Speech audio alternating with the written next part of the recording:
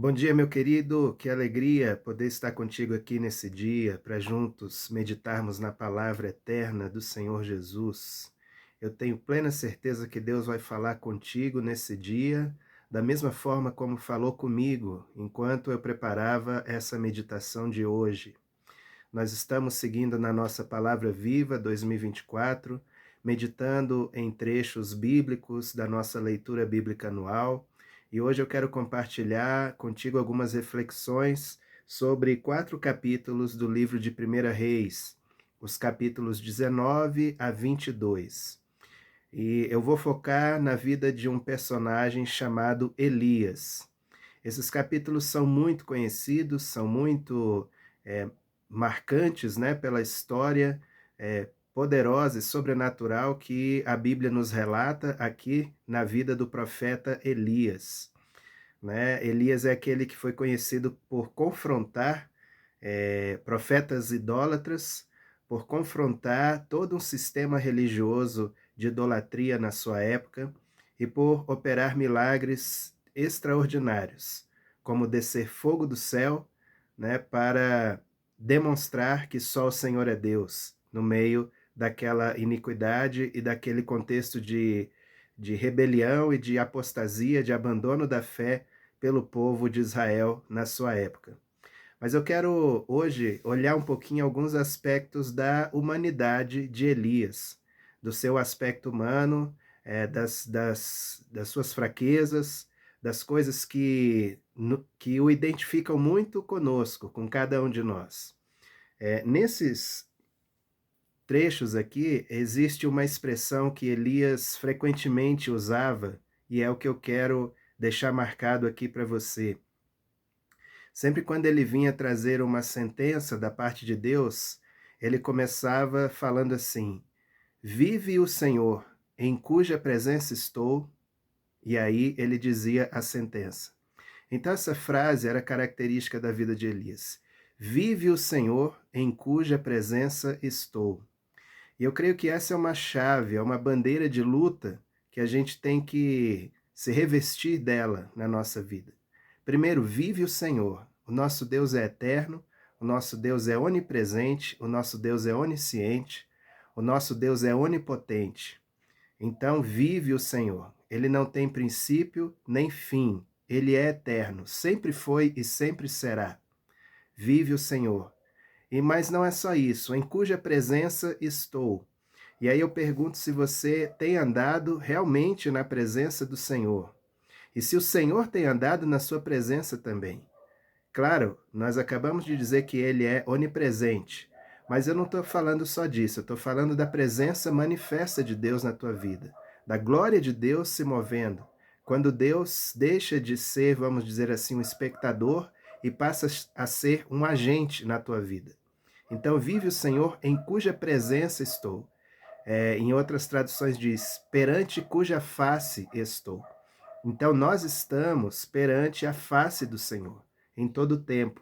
É importante que a gente perceba isso, porque nós não estamos apenas pisando na terra, pisando aqui na nação brasileira, ou seja, qual nação você estiver, nós estamos perante a face de um Deus eterno, que quer agir em nossa vida.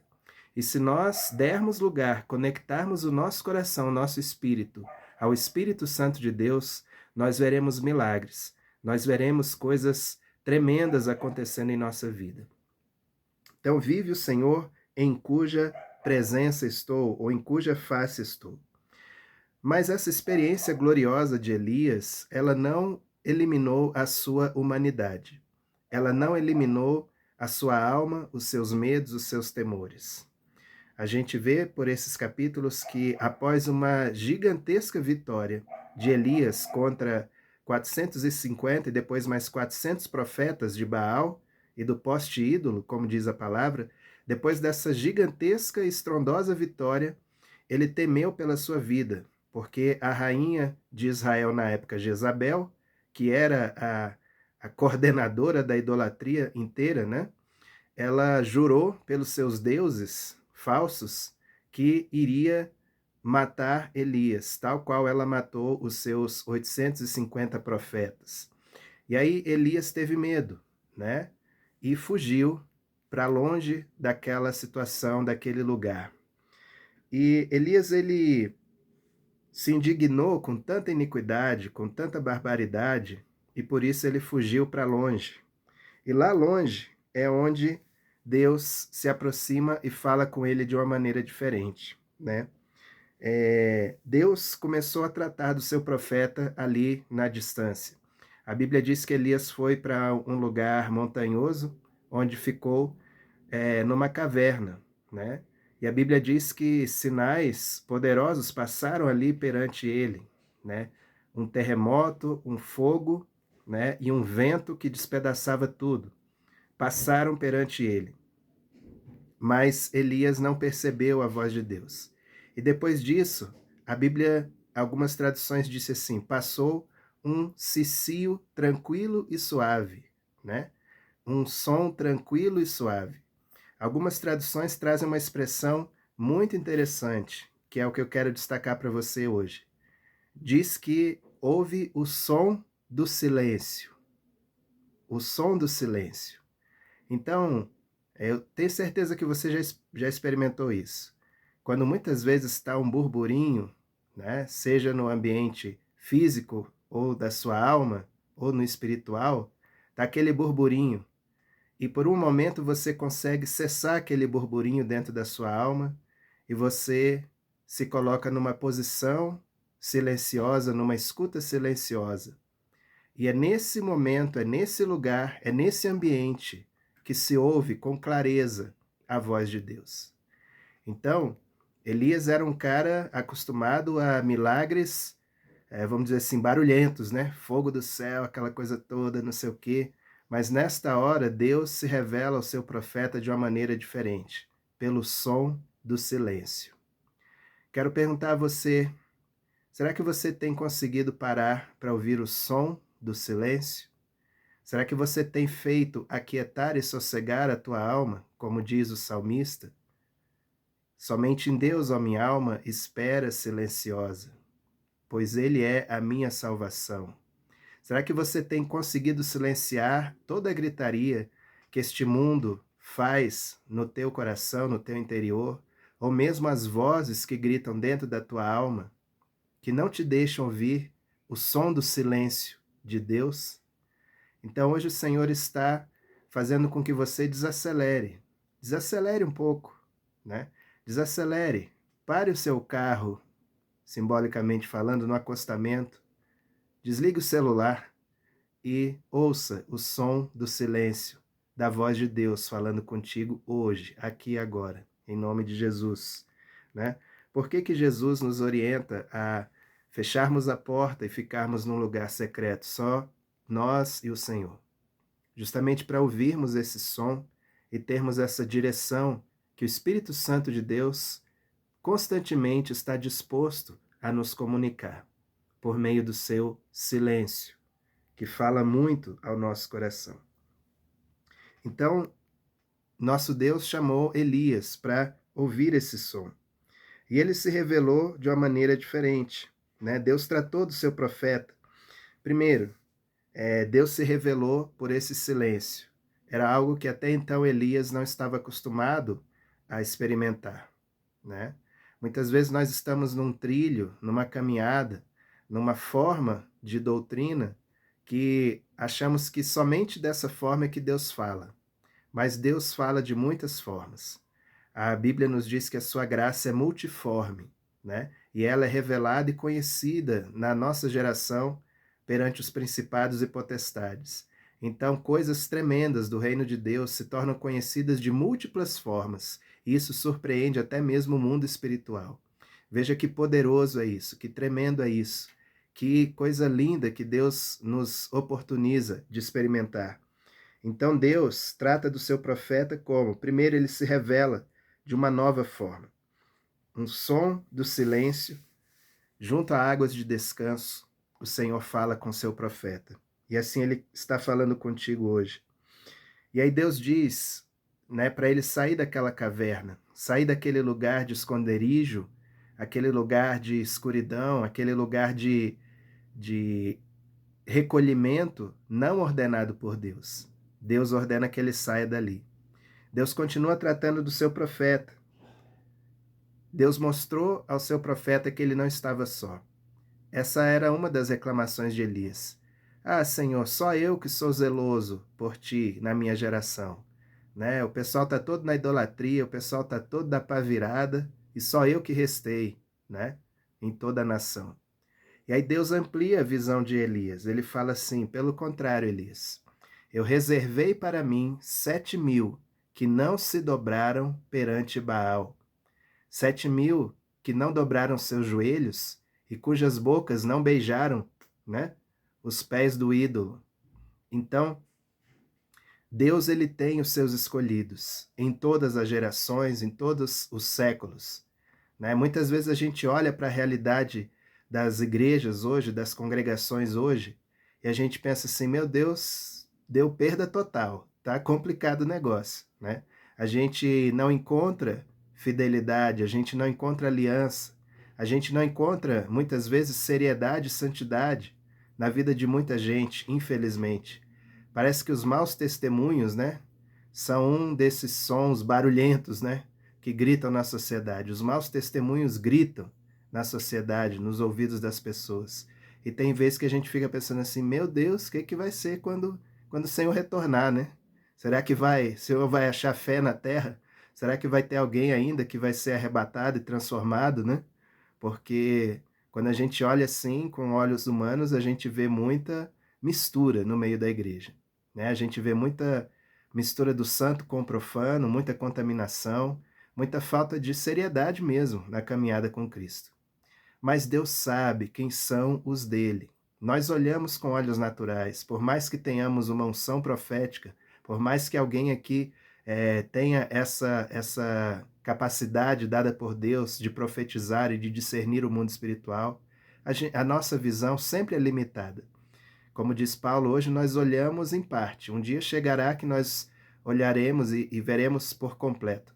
Mas hoje nós, infelizmente, somos limitados e parciais nas nossas visões e análises. Mas Deus não. Deus sabe quem são os dele. Deus sabe quem realmente passou pela porta do arrependimento e nasceu de novo, da água e do Espírito. Deus sempre tem, queridos, em cada geração, esses 7.000, essa companhia de eleitos, de separados, esse remanescente que não deixa o fogo de Deus apagar na sua geração. A minha oração é que o avivamento, né, que tanto temos buscado e em muitos lugares é despertado, né, que esse avivamento realmente venha sobre toda a igreja, sobre toda a carne, né, o derramar do Espírito iniciado lá em Pentecostes, que se realize de novo em nossa geração, para que aqueles que são chamados pelo Senhor queimem novamente, incendeiem novamente as suas vidas e realmente proclamem o evangelho vivo, genuíno, o evangelho do reino de Deus, do governo de Deus sobre todas as pessoas, sobre todas as nações, né? Então, o Senhor, ele tem esses 7.000, essa companhia de gente separada para ele, gente que continua adorando, embora a iniquidade pareça reinar, embora a idolatria pareça dominar, tem gente fiel que continua adorando. Espero que eu e você estejamos contados nesses 7.000 perante os olhos do Senhor. Então, meu querido, levanta a tua cabeça, você não está sozinho. Se você tem sofrido pela iniquidade sua e a iniquidade generalizada, você não está sozinho. Tem outros também que estão chorando por isso e que permanecem na fidelidade ao Senhor. E caso você não esteja vivendo uma vida fiel ao Senhor, é tempo de arrependimento, é tempo de santidade, é tempo de restauração, tempo de buscar ao Senhor de todo o coração. E a glória dele voltará sobre a tua vida, em nome de Jesus, diz o Senhor. Aleluia. Então, Deus tratou com o seu profeta, mostrando que ele não estava só. O corpo de Cristo, o verdadeiro corpo de Cristo, é esse lugar, é essa família, é esse edifício, casa espiritual do Espírito Santo, onde nós nos reconhecemos como família, onde nós caminhamos não na solidão, mas no companheirismo, na unidade e na aliança. Então junte-se a outros 7.000 que não se dobram perante Baal. E junto com teu irmão, junto com o corpo de Cristo, vamos realmente impactar a nossa geração com a presença do Senhor. Aleluia. E Deus completa o tratamento com Elias, dando a ele uma nova missão, né? É como se Deus estivesse falando assim: Elias, você pode estar pensando que a tua obra aqui acabou, que para você não tem mais campo missionário em Israel, né? Que a tua voz profética vai ser silenciada. Mas pelo contrário, eu estou te dando uma nova missão. Você vai ungir um profeta no seu lugar e um rei na Síria, né? Então, Deus trouxe Elias de volta para a missão, de volta para o arado, de onde ele estava ali largando a mão do arado, né? Então, Deus trouxe e restaurou Elias para sua posição ministerial novamente, né? Então, querido, às vezes nós desanimamos mesmo. Eu mesmo fui um que no momento X da minha vida, alguns anos atrás, quase chutei o balde, né? Desisti das promessas, desisti, né, das coisas, e ia viver a minha vida, né? Como Pedro, frustrado, jogando a rede, fazendo o que ele sabia fazer como profissão, né? Eu quase fiz isso. Graças a Deus que irmãos que me amam, né, foram instrumentos de cura na minha vida. E graças a Deus essa chama não apagou, né? Eu estou aqui proclamando a palavra do Senhor e quero continuar a fazer isso enquanto Deus me enviar, né? Então, Elias era esse cara que estava ali quase nas últimas, quase para pendurar chuteiras. E Deus falou: negativo, tem obra para você ainda. O meu trabalho contigo não terminou, né? E aí Elias voltou para Israel, né? Eu acredito que num misto, claro, interior de medo, mas debaixo de uma palavra do Senhor. E debaixo dessa certeza, vive o Senhor, perante cuja face estou. Então ele sabia, se Deus me mandou, Deus está comigo. Eu estou perante a face dele, então eu vou. Mesmo com temores interiores, como Paulo também diz no Evangelho, né? Lutas por fora e temores por dentro. Muitas vezes, querido, o evangelho, né, a vida com Deus é isso, né? É luta por fora e temores por dentro. Mas maior é o que está em nós do que aquele que está no mundo. E aí a gente respira fundo, toma posse da promessa do Senhor, lembra das palavras que Deus diz ao nosso respeito e seguimos com fé, porque a obra do Senhor não terminou. Ela só vai terminar quando você for arrebatado dessa terra ou quando Deus colocar um ponto final na tua vida. Enquanto isso, tem obra para fazer, em nome de Jesus. E Elias foi e ungiu a Eliseu, né? E Eliseu pediu porção dobrada do poder, né, que estava sobre Elias. E é interessante porque a Bíblia registra 7 milagres de Elias e de Eliseu registra 14.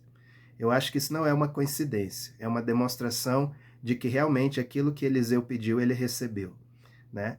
Então Elias levantou Eliseu, um profeta também poderoso nas mãos do Senhor, que até mesmo depois de morto, né, operou milagres, né? E também ungiu ao próximo rei da Síria, que veio a ter um papel importante não só no seu país, mas no juízo de Deus contra a própria nação de Israel, num futuro breve ali depois que foi ungido rei. Então veja, querido, Deus ele move todas as coisas, ele governa, ele rege todas as coisas, inclusive a nossa vida, né? Vive o Senhor, perante cuja face estou. Eu quero dizer para você que Deus ainda tem missão para você, né? Eu não sei exatamente aonde essa mensagem vai chegar, mas eu sei que ela vai chegar em quem precisa chegar. E se eu estou falando isso aqui, é impulsionado pelo Espírito Santo de Deus para falar ao teu coração e dizer que a tua obra não acabou, a tua missão não acabou. Ainda tem depósitos de Deus aí no teu coração que precisam ser proclamados, né? Pessoas estão esperando ouvir de você esse depósito de Deus no teu coração, para que mudem o seu destino eterno, né? Quem tem ouvidos ouça o que o Espírito Santo diz, né? Então essa palavra, ela veio nesse sentido, querido. Não foi apenas uma meditação bíblica para cumprir uma tabela de leitura, né? Quando eu estava meditando nisso, Deus colocou esse calor no meu coração de dizer a você que está me ouvindo: Deus conta contigo nessa geração para proclamar o evangelho e mudar o destino eterno de pessoas que estão esperando por ouvir a tua voz. Amém? Então, essa é a meditação de hoje, né? Vamos orar ao Senhor e pedir que Ele nos encha de graça, de sabedoria e do seu amor, sempre, sempre, em nome de Jesus. Senhor, meu Deus, eu te agradeço, Pai, por estar aqui, Senhor, junto conosco, descortinando a Tua palavra diante dos nossos olhos, diante dos nossos corações. E eu te peço, Espírito Santo, que essa palavra queime no coração de todo aquele que a ouvir, de perto, de longe, os que eu conheço, os que eu não conheço, que possam ser motivados e despertados pelo Teu Espírito Santo para cumprir a obra, aleluia, para a qual foram chamados. Não estão sozinhos, não estão abandonados. Estão talvez no momento de recolhimento, mas o som do silêncio, a voz do Senhor que se ouve, aleluia, no meio do silêncio, na quietude da nossa alma e do nosso coração. Hoje essa voz nos chama para fora, dos esconderijos, das cavernas, dos lugares de comodidade, para estarmos andando na luz, no reino e cumprindo o nosso chamado plenamente. Assim, Pai, nós oramos nesse dia e declaramos a bênção do Senhor sobre todos aqueles que ouvem. Pedimos também que o Senhor supra as nossas necessidades, Pai. Há pessoas feridas, Senhor, que estão ouvindo aqui, Senhor. Feridas no ministério, feridas na caminhada, e eu te peço que essa palavra seja um óleo de cura, Senhor, e de restauração, Pai, para a vida desses irmãos e dessas irmãs em nome de Jesus. E que assim o teu reino prevaleça.